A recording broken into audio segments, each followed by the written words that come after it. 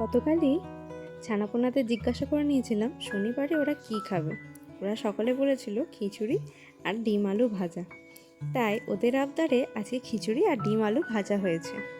যেহেতু আজ স্কুল ছুটি, তাই ওদের আবদার মেটানো হলো।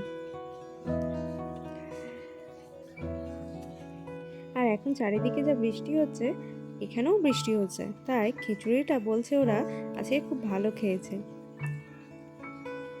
সবাই দেখুন কত সুন্দর করে খাচ্ছে, আর ভিডিও করছি দেখে সবাই একটু লজ্জাও পেয়ে যাচ্ছে।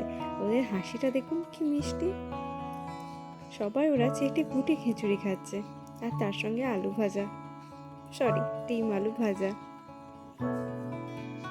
আবার কতদিন ওদেরকে দেখতে পাবো না, খুব মিস করব। এই খাবার ঘরটাও একা হয়ে পড়ে থাকবে, তাই অপেক্ষায় আছি পুজো কেটে আবার কবে স্কুল খুলবে আর আমি এই ছানাপোনাদের দেখতে পাবো। ওদের সবার ছুটি হয়ে গেছে, তাই দেখুন টাটা দিচ্ছে। ওরা আমাকে টাটা না দিয়ে যায় না, আর দেখুন ছুটে ছুটে চলে গেছে সবাই বাড়ির দিকে। টাটা।